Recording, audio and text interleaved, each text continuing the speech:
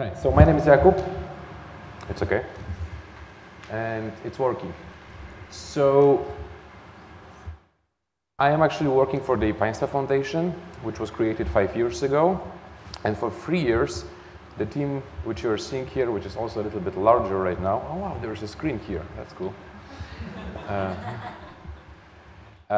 We were working on something which you here in the United States know as data.gov.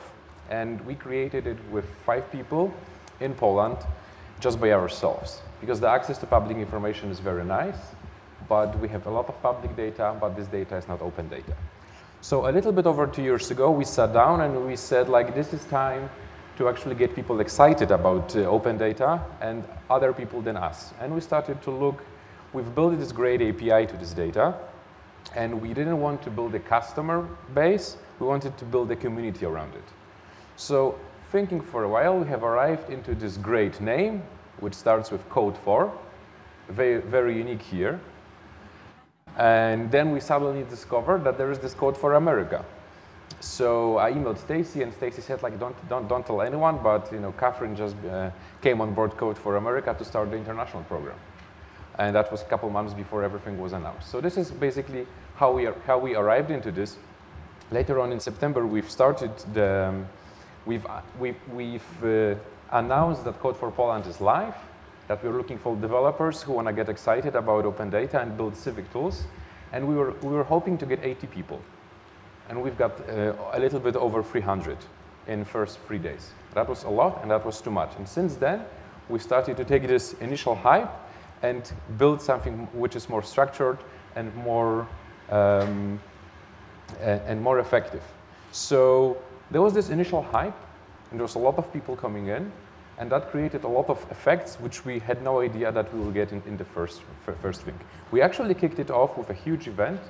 Actually, Catherine, if you remember, you came for it. This was a really old-school hackathon with people sleeping in a place where they code, and almost 50 of them, if I remember correctly, slept there, and there was like 3 guys who didn't stop coding for 24 hours. And we had no idea what keeps them running, but they were just standing there and doing things. And so, and they almost won anyhow. And since then, we are and Julia mentioned our other events we have done. There was Code for Freedom. There are some hackathons we are organizing and so on. But some of the things which are actually starting to kick and get some notice is one app which you see is called Sejmo Trendy, and combines open data from the parliament with the actual social media buzz generated by the MPs. So if they tweet something about some law, it's being connected to open data we have in our database. And thing which we never expected to happen was actually a policy change, because we are a tech-driven organization. We know what the word policy means. We don't do it that much. But suddenly we've had a city which approached us, city of Gdańsk, which is 500,000 city, a 4th biggest city in Poland, approached us, and we started to talk to them, and they decided to adopt an open data policy, which became the 3rd open data policy in Europe and the 1st in Poland. And that was a little bit over a year ago. And after this, since we've grabbed our first city, last year we've had the first fellowship program, and they will be joining us for there were 2 fellows last year, and there will be 4 fellows starting later on this year. And those fellows gave us another hype. Here you can see something which is called Band. And this is a very simple app which allows the citizens in Gdańsk to tell the city council where to plant a tree. That's it. No one is laughing. That was supposed to be a great joke. Come on. It's actually a little bit more complicated. So the thing is that when a developer builds a building and they have to cut a tree, they are first of all obliged to pay a lot of money as a fine, and they also have to, let's say for one tree, they have to plant 20 new ones. So the city had a problem that they had this huge quota of unused trees and no space to plant it at all. They were just run out of public space. So instead, you can either suggest a place or you can suggest your garden and say like, okay, I'm going to water this tree for the next 5 years. please come and plant a couple trees in my garden.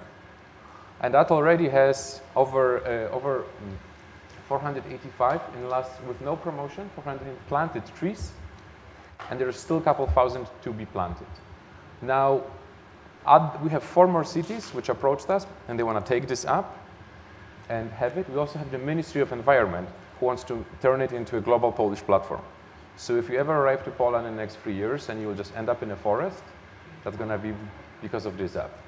Now, I know that this app is very simple, but what it does and what is great, it's a great promotion about what is actually civic tech and civic tool for us. Because it's easy, it's understandable, and it solves a very small problem, which is actually making the city more simply nicer.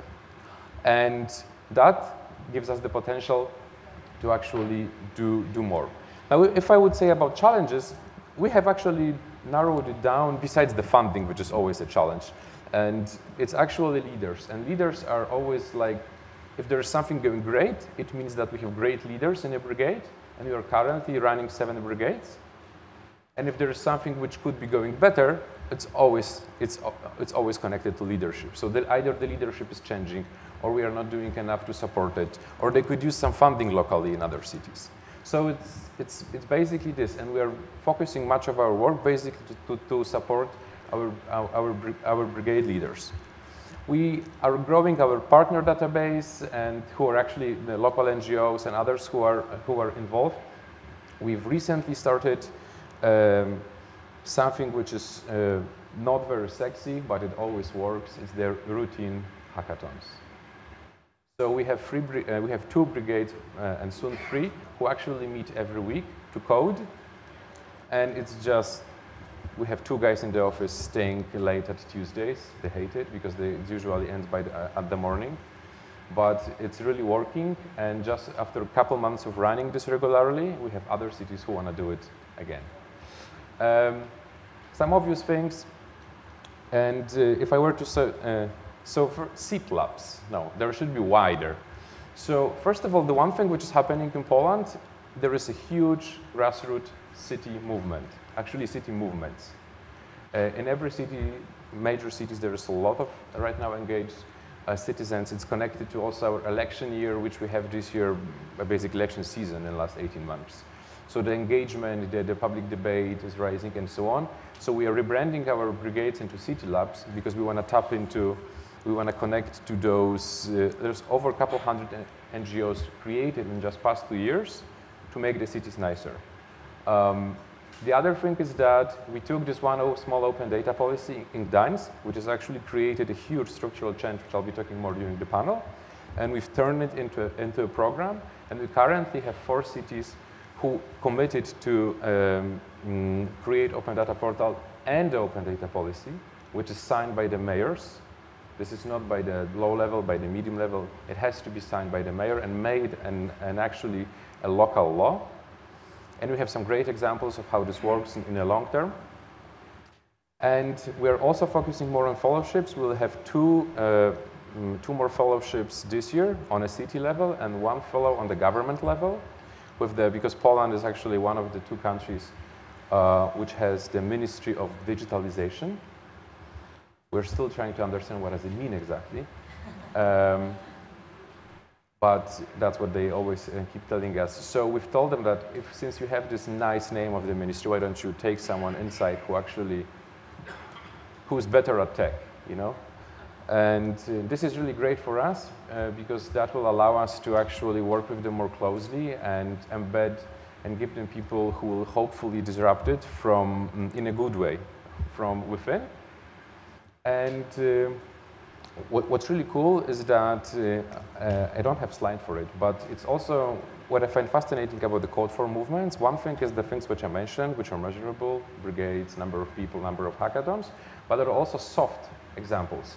And 2 years ago, during our first meeting in Łódź, I think, which is another city in Poland, I was telling, we were trying to get people inspired, not only to think about the apps which they can create from scratch, but we were showcasing them, back then, apps from Code for America. And we're just telling them, why don't you fork the code and make it work? And they're like, nah, we want to do something new, you know? That it has to be ours. And one of the apps I was showing to the people on many meetups was actually StreetMix. And well, 2 years later, 2 months back, suddenly I am opening some article on mainstream media in Poland, and I see Polish roads being, I mean, you know, the changes suggested by the StreetMix. And StreetMix is currently actually being heavily used by activists. I have no idea if it's our fault or not, or maybe someone found it, but it's really cool to see how this soft and, you know, long-tail changes are working up and finding, and how it all actually merges right now.